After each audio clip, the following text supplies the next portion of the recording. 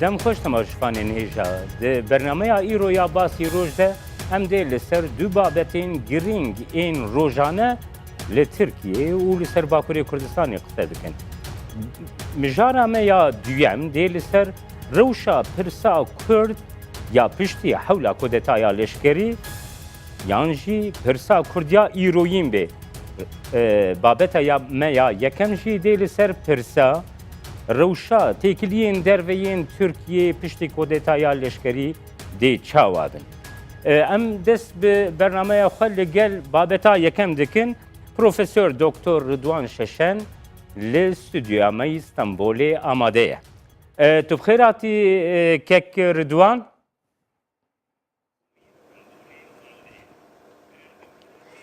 Belê hewla kudetaya devî gelek spas savî. Kek Rıdwan hewla kudetaya leşkerî û Tirkiyeyê diyar e gelek nirxên siyaseta Tirkiyeyên derve guherandin.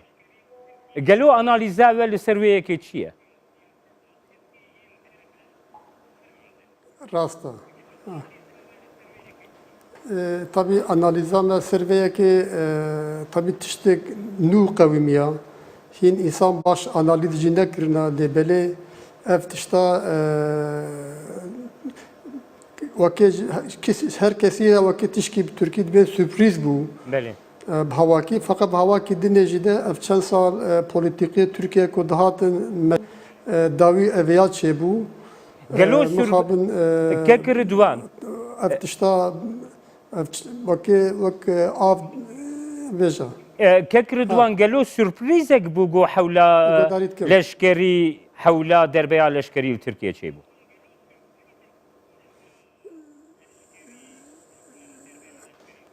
Eveya ana li gorî polîtîkê Tirkiye li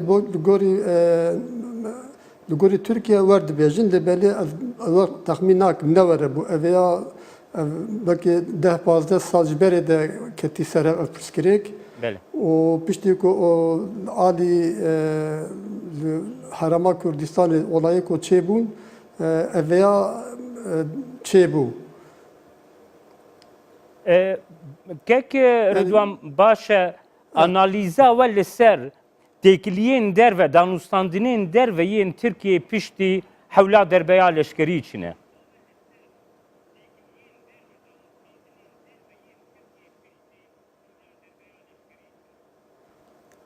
Li gorî dikarî sê bêjî hevakî dinê baş fam nekir. Belê, niha Kek Rıdwan tê gotin ku siyaseta derveya Tirkiye piştî hewla kudetaya leşkerî ber bi guherandinên gelek mezin ve hat. Wekî nêzîka heya li gel Rûsyayê wekî nimûne. Gelo analiza te li ser vê guherandina eksena siyaseta derveya Tirkiyeyê.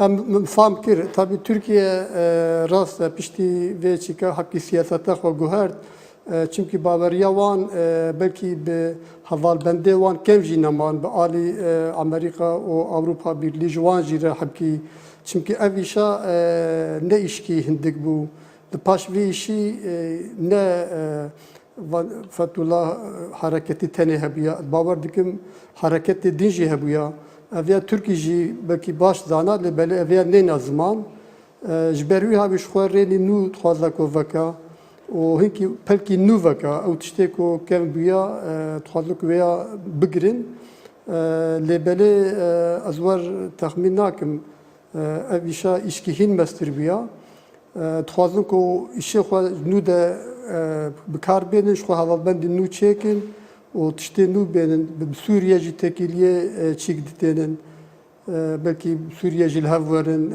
heriba Esad jî xeber din û wek çîka xwe bên kevn û herî problema ji bavê ser vanê ku li derve îro ba ser Fethullah Gülen hareketiya wî tiştê ne baş berê kem kîş çê bibin ê têx nûstiye wan lê belê eveya ew zanin ku eveya bi gorî min nerastiye eveya bi hev re bûn ev 10 sal 15 sal bi hev re dimeşiyan gerek li ser Tirkiye ji xenî polîtîkiyê nû gerek polîtîka cî nû jî bên serî belki tamam ev partî bimeşe bi AK Partî fakat gerek AK Partî jî navxa revizyonik mezin bika û vanê ku hinka emeklî bikin hinka veqetin ê nû bêne serî û polîtîkak nû vekirî eşkerî û bi tevdê xelkê orta dawîre bi Kurda jî re bi êdî jî re tişkî vekî gerek bênin ortaya.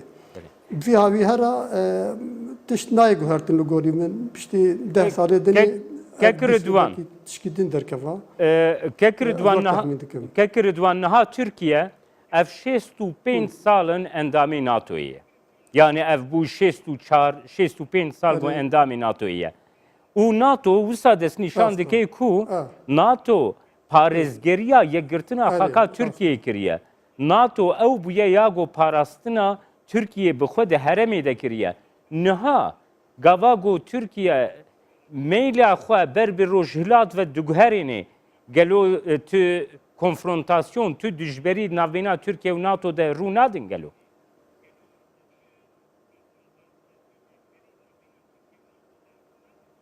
Belê çawa NATO dixwaza ku yanî sistemik stabil hebî, sistemik wiha standard hebî, kariba buwana têkiliyê dênin.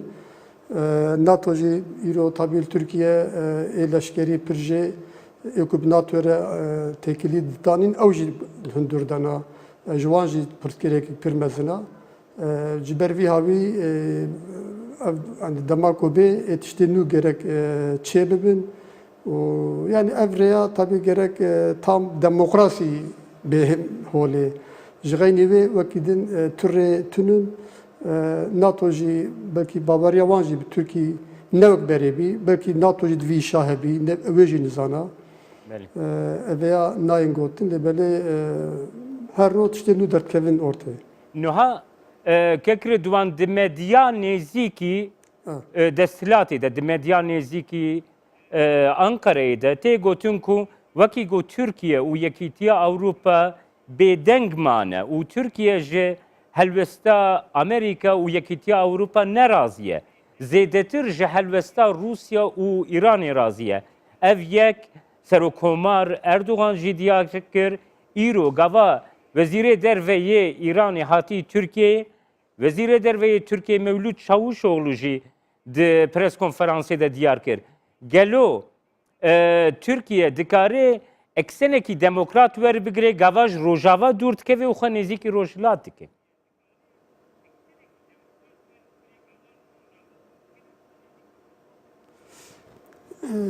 Tabii ev li gorî nêrîna min ev rêk çewta. Tabii rê dibe aklın nolu bir de Türkiye wisa dibêjin. Ango aqlê Türkiye belkî pir sala cîranê xwe hevkî li gorî xwe durî xwe xistina. Belê. Ango tu dibêje riya aqil yeke. Erê îjar belkî yeka ev jî rêya demokrasiya rêya Avrupa Birliği ya Türkiye bi rastî gava ku durî wê rêya bikeva pir tiştê nexweş çê bibin bi her avî jî çê bibin. Ez wer texmîn dikim Tirkiye tabii gerek dîsê bi Avrupa Birliği bi yekîtiya wan û bi demokrasiya dîniyê gerek ciyanê xwe jî re baş bî belkî ji ber hebkî zêde çû alî Rusya pir anî qarşî xwe feqet em dinêrin herî mesele tê ser mesela Kurda.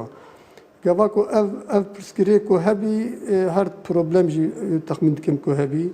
Binê îro li Ankara ji bo anayasak nû hatin cemhev. Dîsê jî giş partî nayîne bahev. Tim alîkî kêm têlin.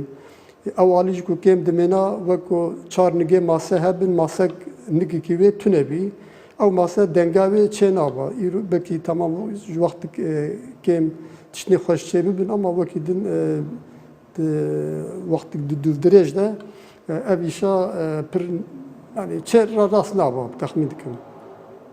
Kek Rıdvan spekülasyon têne kirin ku statûya ku li Rojava ji aliyê Kurdan ve ku mümkün e bête wergirtin welê dike ku Tirkiye xwe nêzîktirî İranê xwe nêzîktirî Rusyayê xwe nêzîktirî wê cepheyê bike.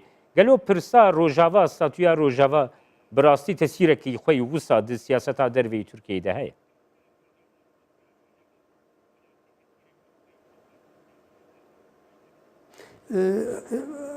هيا ور تخمین کم شو ترکیه گاواکو لروج آوا ستاتیو نو کوچه دبن ترکیه تخوازا کو ویشا سر نکوا یعنی بیا دنیا تفزانه او جزانن جبر وی هاوی او دبی ایرو لور کی واکی پر اتکینا خو نزیکی وان دکن ادبیم temel politika Türkiye ji ava wisa ji bu evra bhavaki biseknenin jebibin engel İran'ı o Sovyet ittifakiyetikin Rusya ittifakiyetikin tabi evya ji nevdinera ev ji tişki pir zor çeydi var çünkü Luandara pirsgirek ji ev ji 100 sal devam dika dom dika o txazın ko çareserik nû çeydi var lebele vêjî ji ber wî havî were ber wira.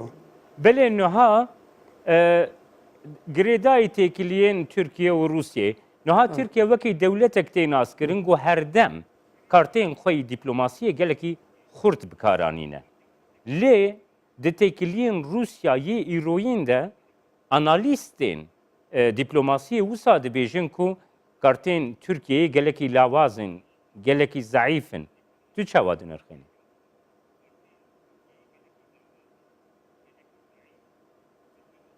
Rasta tabii kartê Türkiye çawa lavazin Türkiye di nav xwe de yekîtiya wî tunûn yani nav welatê xwe de pirsgirêka Kurd ji xwe alîkî bêlin em di nav wan bêlin îro ji ber vê pazdê taba Temûzê olayê çêbû îro di rojnamava kendê xwe de digotî di AK Partî de ji sedî 6 heb îsanî wî têkiliya wan bi Fethullah Hoca hebû. Ev sedî 6 gelo çawa bûn, çawa hatin guhertin, îro qet behsa wan nava. Ew yekîtî navan jî tunûn, û wekî din jî gava ku ji ber vî hevî zeîfin, gava ku yekîtî nav te tu nebî di nav welatê te de li derve tu nikarî tiştê esasî bicî bênî. Berê gerek Tirkiye di nav xwe de, nav welatê xwe de ev îşa xwe bikî xwe xurt bika.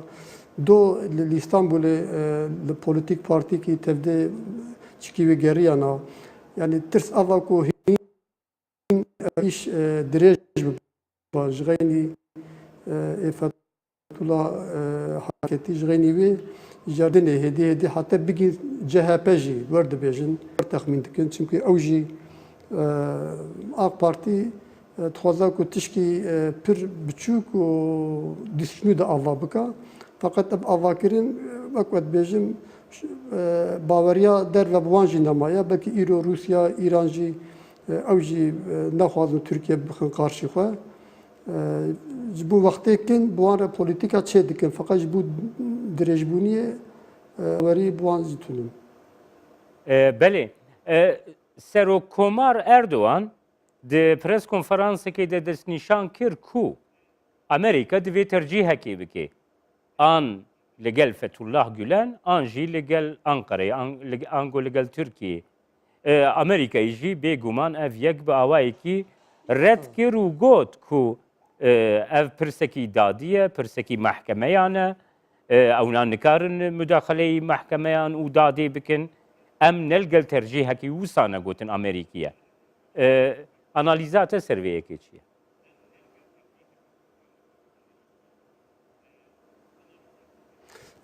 Rasta tabii Amerika van tişta da zûzû nikar karar yani karara xwe zûzû nadin mutlaka ew jî gişî zanin çi diva çinaba çawaya çiloya Türkiye ji bo ku polîtika xwe hundir nav xwe de hebikî îsanê xwe qana bika wer tiştê çikî dibêje yani peyvê mezin bibêje dibe ya em ya ew lêbelê ev tişta ê dirêj bat destê Türkiye'de tabii kanıtka hena tunun gelo ev işa tabii ne işte hanekaya tabii ki Amerika jî mecbur dadgehê xwedin çikê xwedin bîşê xwedin fakat ben pişt deriya hev qanat dikin yani Türkiye dibêjin yani ka qanetê ve pirçiya ev ya ji bo çi bişênin ji bo çi neşênin çünkü ev îsanê ku li wira li Türkiye bi rastî girîn pir mezin heye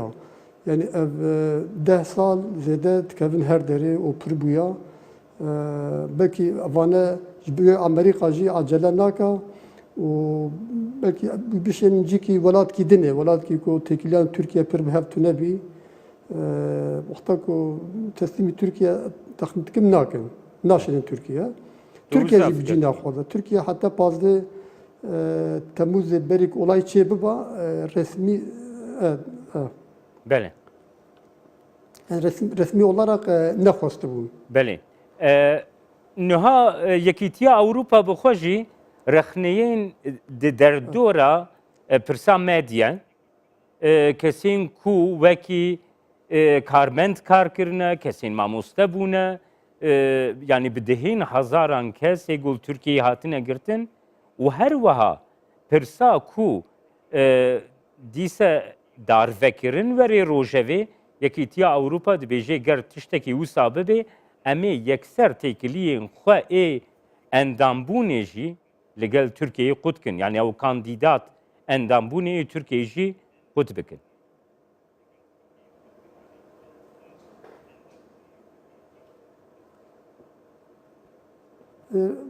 Rasta tabii evji yani hatta kengi hatta çand sal Türkiye belki 20 sal ko tu xaza hava ki tek endam Avrupa Birliği fakat tu şerti van ne naci ne buçuk ne mezin gavik şper dara du yaş par dara evji evya dibinin ev cana can tenin zaman fakat emeji bu politika hundur cana ev peyvanji ciddi jî nagirin.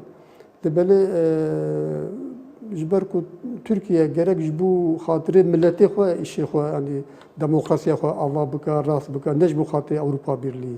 Gava ku vane bi cî bîne ji xwe Avrupa Birliği ez bawer nakim peyvê wiha giran ji Tirkiye re bike. Lê belê Tirkiye polîtika xwe ji ber ku net naka gavek ji pêriyek ji parkok migo ew jî tiştî wisa dibêjin û Tirkiye çî dikin nirxênin.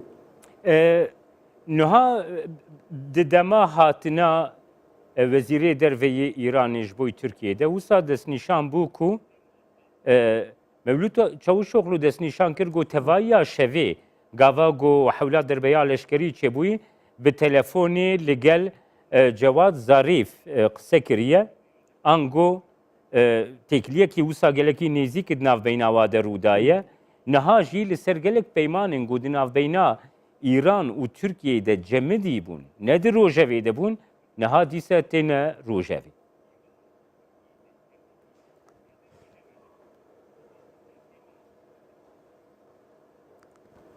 Rasta tabii İran ew jî yani pir tesîrek mezin ser Orta Doğuya û li wir jî pirsgirêka Kurd heye û ev mesela wan jî ya û ticari ilişkiye wan jî bi Tirkiye re pir hene İran ew jî çend sala bin ambargoya Amerîka pir helweşî ketibûn ihtiyaca wan ji Tirkî jî heye.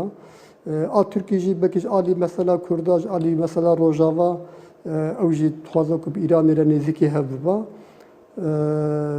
ve tabii İran devletek pir çîka ew jî yani hesabê wê pir kûrin ne çiqa kara buwan bimeşin çikin çiqa buwan nemeşe çünkü ew berî wext her kesî pir ew çika rewşa xwe dinêrin li belê bi hawakî dinê polîtika wan belkî hîn li gorî xwe dom dikin yani wek Tirkiye di wextê nêzik de polîtika xwe naguherin belkî Tirkiye jî ew çika wan qebûl dike ew çika weka sal ber Amerîkadan li gorî xwe belkî baş xerab yanlış ew başka mesele ya li belê polîtik xwe ji bo du sala deh sala çê nakin bû 20 sal 30 salê dajon dimeşin Tirkiye jî tev jî wekî muhtacî hevin bi hawakî Türkiye ku nêzîkî Amerîka dibe dûrî İran dikeve ku nêzîkî İran dibe dûrî Amerîka dikeve wek tişkî ortê de bî gerek Tirkiye bi hawakî tam qerara xwe bide ya ew ya ew ku ortê bimêne ji her duya jî dûr dikeve gorî min. Belê. Niha İran her wiha Rusya di siyaseta Sûriyeyê de xwedî siyasetekî gelek zelal û netin. Türkiye jî piştî têkiliyên got Rusya û İranê re nêzik Yas. bûyî, spekülasyon hatine kirin ku Türkiye dikarê siyaseta xwe girêdayî Sûriyeyê biguherîne heta qebûl bike ku serokê Sûriyeyê Bişar Esed ji bo demeke demkî wekî serokê Sûriyeyê bimêne jî.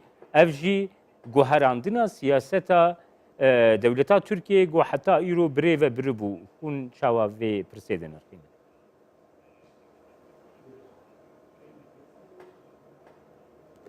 Rast veya çapemeniye jin nev dibîna. Çapemeni berê hero heqê Esad peyvê nexweş nîvisandin ya zî nexweş nîvisandin.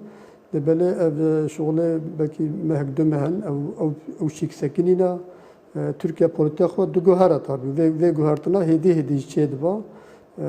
Belûya Türkiye belkî havakî wekû min got ji ber rojava ku li wir tiştê ku çê dibin ew jî di wir yani ew îşa li gorî xwe yani bisekîne ya jî ku Kurd li wir tişkî nekin nev rast bibêja.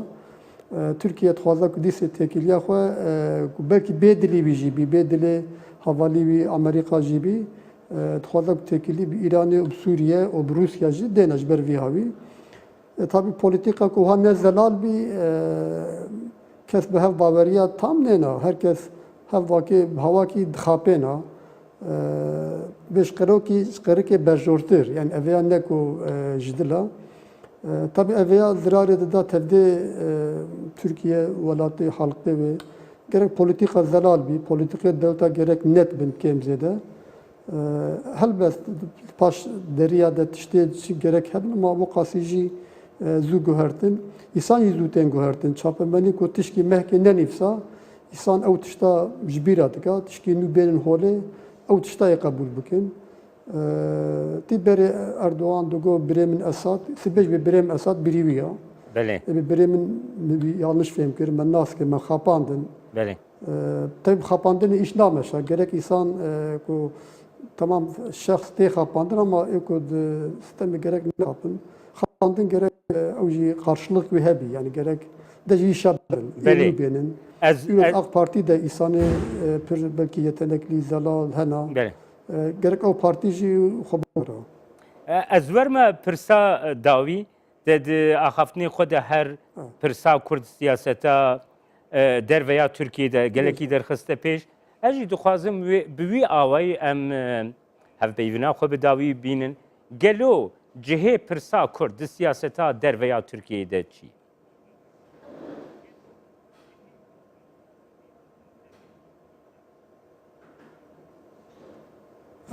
Dîsetkarî tekrar kir xêra xwe baş kir. Niha te di axaftinê xwe de her diyar kir ku cihekî gelekî taybet ya pirsa Kurd di siyaseta derveya Tirkiyeyê de heye. Ger em rewşa herêma Kurdistanê jî biqine nav, gelo di siyaseta derve de pirsa Kurd rolekî çi qas mezin ji bo Tirkiyeyê dileyîzê?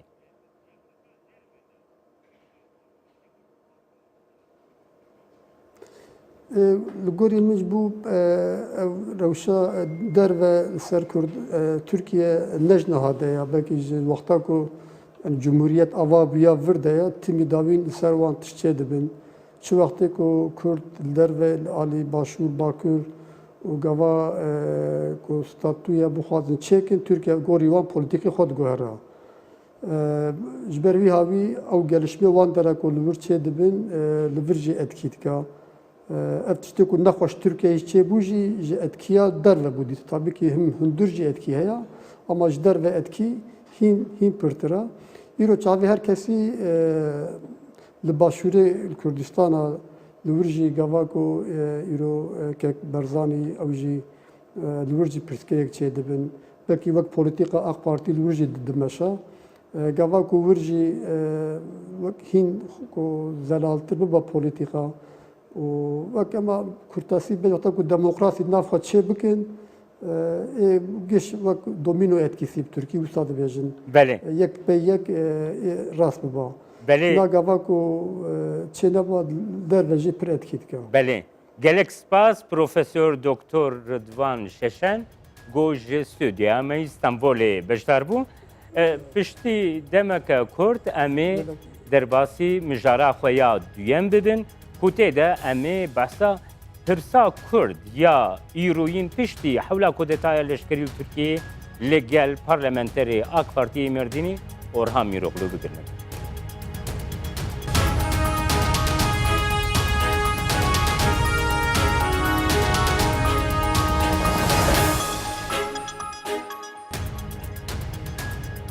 نهاجی ام در باسی بابتا دویم یا باسی روش دبن کو پرسا کرد پشتی حولیا دربیا لشکری لترکیه و پرسا کرد روژا ایروینه. اورهان میروغلو پارلمنتری آک پارتی مردینی لستودیامیل انکارایل gelmeye.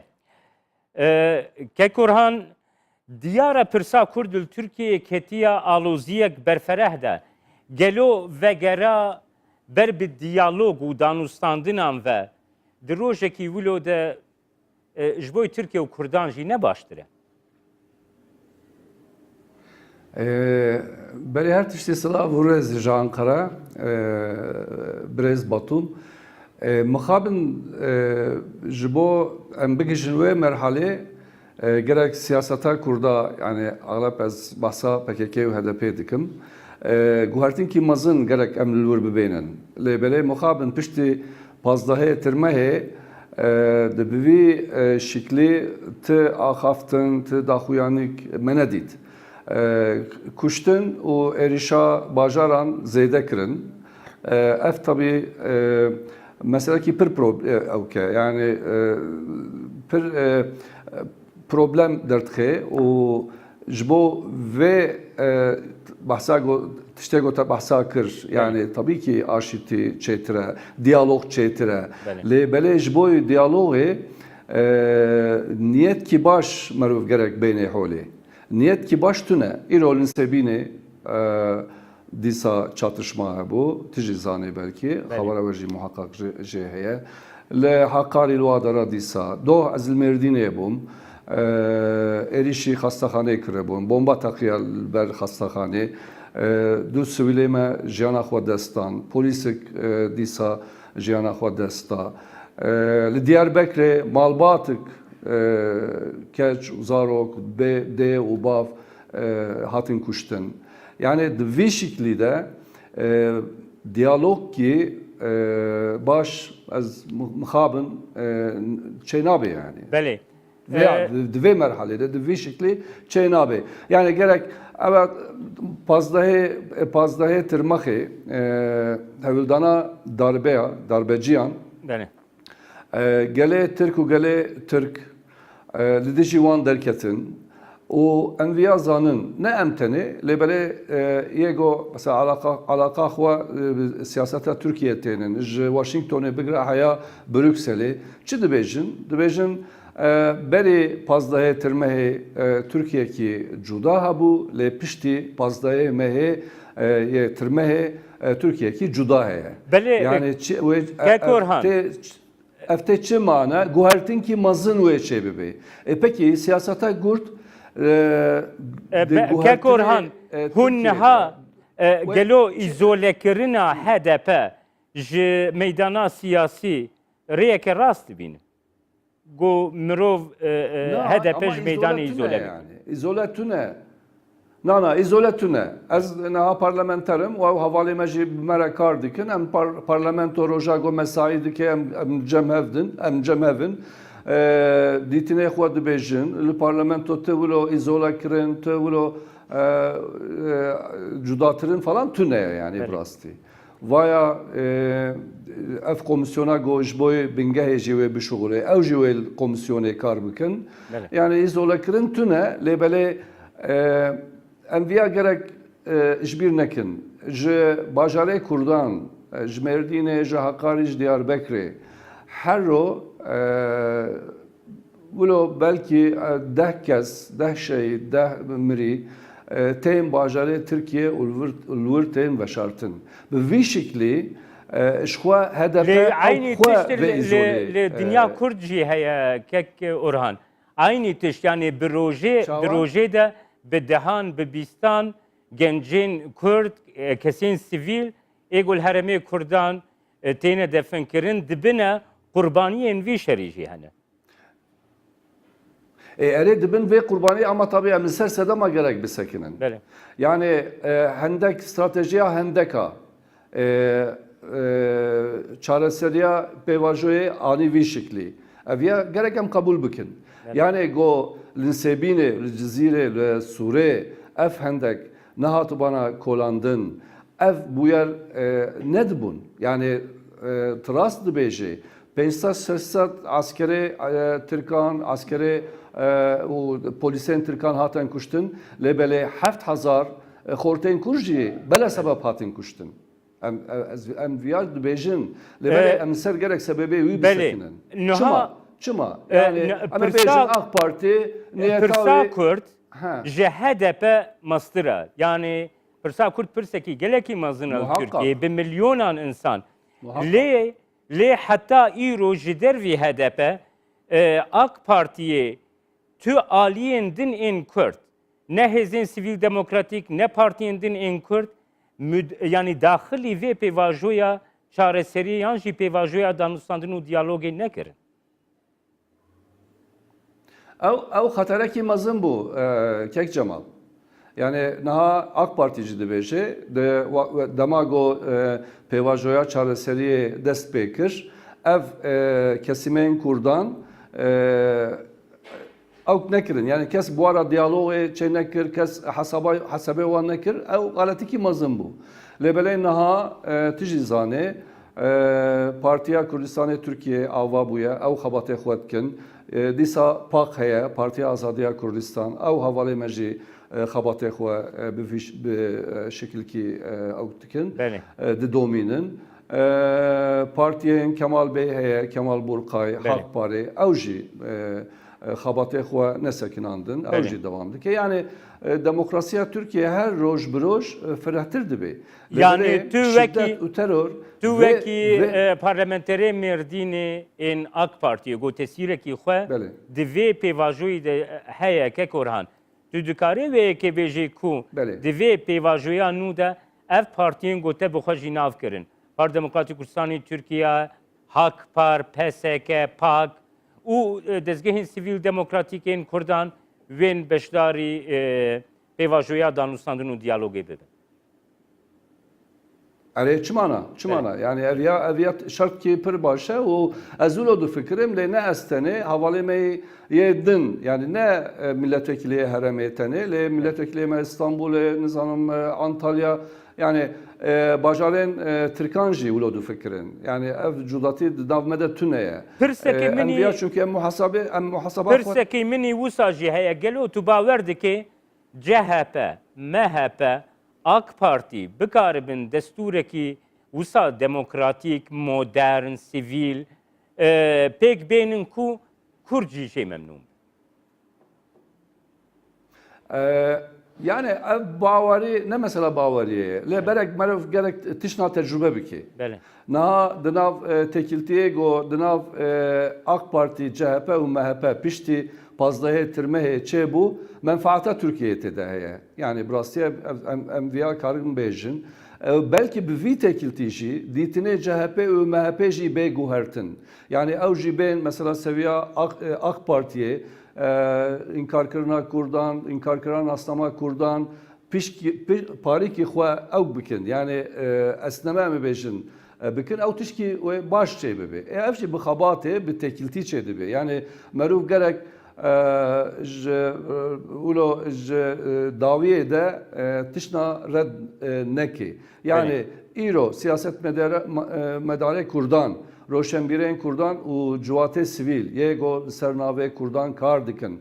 Gerek CHP jî û MHP jî bêrin bîra xwe û wana jî hesab bikin. Çünkü pirsgirêka Kurd li Tirkiye got çareser bibe bê tekiltiyên ev du partî jî çê nabe. Yani belkî wek me nefikirin, belkî dîtinê wan ji AK Partî jî, ji HDP jî cutatir be ki niha ji xwe wilo ye, em aynî tiştî nafikirin. Lê belê tekiltiyên mezin dınav partiyên parlamentoyê çênebin birastî li ser pirsgirêka Kurd em ê bêjin dîtinê gel jî yê umûmî zû bi zû nayê guhertin kek cema. بله دوی روشا آلوز ده تبخوشی آنی زمان کو خلقی سیویل لدورامه بونه قربانی بسد هزاران انسان ج ولاتی خو جواری خو بون خلقی دوری ایکو تکلیا ملگل وهایا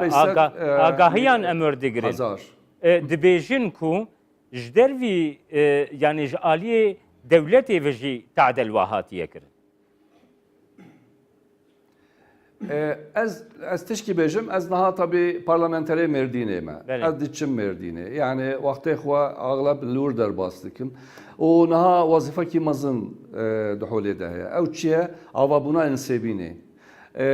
İnsanê got ji insêbînê mecbûrman hatin derketin ji mala xwe dev ji mala xwe berdan hatin çunku ez ji te bêjim aglab hatin midyadê. Ez ji midyadê me ji xwe tu zanê belkî. Niha belkî 10,000 15,000 insêbînî di nav me de ne yani nav gelê midyadê ne dijin. û weke got dibêjin wilo taadetî yan jî yani tişkî wilo weke em bêjin zulûm li ser wa qetiyen tune. Yani niha giş bi cih bûne cihê got kirê kirine kiriyê wan jî qaymakamê midyadê didin yan jî yê Mirolu Serok Barzanî û Serokwezîr Nêçîrvan Barzanî di pêvajoya çareseriyê de rolekî gelekî giring lê îstin. Gelo divê rewşa alôz de pêwistî dîse ji rolekî ji aliyê Serok Barzanî û Serokwezîr Nêçîrvan Barzanî venîne. Yani heya niha tizanê yani Birêz Mesûd Barzanî, Serok Barzanî ew û Birêz Recep Tayyip Erdoğan şivan jî nava de bû hatin Diyarbekirê û 2012 bû tahmin dikim weke gotê bîra me Kongreya mezin dîsa Serok Barzanî amade bû.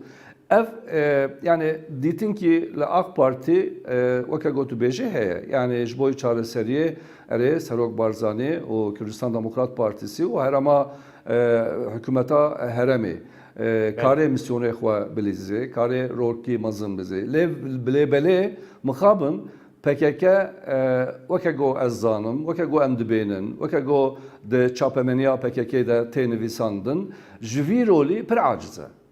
Yani niha di destê me de ye ev notên İmraliyê çap bûne zanê belkî li Hewlêrê jî hene. Vê acizbûn ne tenê li Qandîlê li hewrdora PKK lê belê mixabin Abdullah Öcalan jî tekiltiyê nav Ankara û Hewlêrê pir aciz dibe. Başa em werne ser tekiliyên navbeyna heremê û Ankarayê. Tu bi xwe tekiliyên heremê û tekiliyên Ankarayê, ango tekiliyên Başûrê Kurdistanê û Ankarayê çawa din irxênê û tê gotin ku sariyek diwan tekiliyan de heye. Ji ber ku di dema dawî de ne ji aliyê Herêma Kurdistanê ziyaretek ji bo Ankarayê hatiye kirin, ne jî ji bo ji Ankarayê bo Herêma Kurdistanê hatiye kirin. Yani ez li Hewlêrê bûm 2 sal berê Birêz Ahmet Davutoğlu hatı bû Hewlêrê. Ji wê tarîxî heya vir rast dibêje. Wilo çûn û hatin zêde çê nebûn. Lê belê Birêz Mesûd Barzanî, Birêz Nêçîrvan Barzanî ew daîm tên Ankara û ziyareta Serokwezîr jî dikin, Serok Komar jî dikin. Ti astangî di vî babî de tune yani biqayî gwez dibênim. Lê belê ev tekiltî hê bi çi şeklî xwe di domênê bi şekil ki weke ser aboriyê, li ser neftê, li ser nizanim tiştên din û dema Kobaniyê jî li ser Kobanê ev tekiltî ava bibûn. Lê belê yani ez çi karim bêjim ev tekiltî êdî bi warê siyasî, bi şeklê siyasî jî gerek bê ava kirin. Ev siyasî kême. Yani navbêna Türkiye o navbena Ankara yanjı hevleri, hükümeta hevleri, yanjı navbena Kürdistan Demokrat Partisi o Türkiye yani Ankara tekiltiyen go çedibin, tekiltiyen haya naha go çebune evke wan damare wan ye siyasi az ulo tam nabenim ev keme ev damar ki pir keme Başa Enver gerek jvi roji ve بله باشه انور نه سروی پرسی نها ل حریم کردستان جی د دنیا کرد دجی گلکی ته مناقشه کرن کو پرسا رفرندوما سرخبونا کردستان لدار بکوه تو وکی پارلمنتری کی امیر دینی او AK Parti بگشتی لوی بابتی چاوار میزدک yani az basak bikim az ve babete çavad benim ev şwa bengaha Iraki vi desturi vi hakkı vi mafe daya gerek kurda gerek kurt yani kurt kengi buxwazın karın bir referandumu serxwebûna xwe ilan bikin lebele tabii şart evi falan ew tişkî cudaya le ev hak ev mafe waye و کنگی بخوازن شرطی وی کنگی مناسب ببینن kanım berince yani az avka karım bejim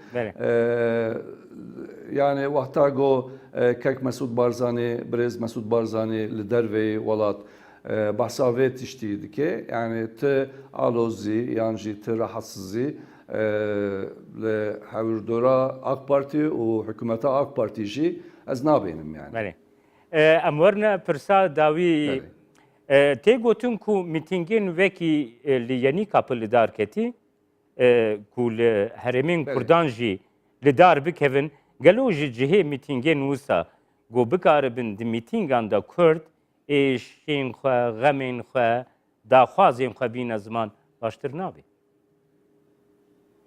Baştır be. Ama benim zaman şu, az parlamenteri merdineme, az daim tedim zaman. Havale meyin denji Galip Bey, milletvekili heremi. Em va perskereka em naxwazin be ve şartın kek Cemal. Şu 25 roj, 26 roj merdine, Limidyade, Diyarbakır me bahsa çıkır, me bahsa mafê Kurdan kir, me bahsa çikir, me bahsa 12 Eylülê go zararê mezin da heremê û da mafê Kurdan, me bahsa wî kir. Ez xwe di 12 Eylülê di hepsa Diyarbakırê ez girtî bûm 6 sal û nîv ez ziman ma, ez li wir mam. Da axaftina xwe da ez viya jî tênim ziman. Yani çi mafê Kurdan hebin, federasyon, yek Kurdên go federasyonê dixwazin, yek Kurdên go em bêjin serxwebûnê dixwazin. Fikrên xwe karin bênin ziman. Yani te pirsgirêk tune. Lê pirsgirêk çi ye? Pirsgirêk ev fikir di zemîna şiddet û terorê gerek neyên îlan kirin. بله گوتنی te bavayki zelal gehiştin me geleki spas Orhan Miroğlu parlamenteri AK Parti'ye kuje Ankara'yı ve Beşdari basıyor. Her şadı var.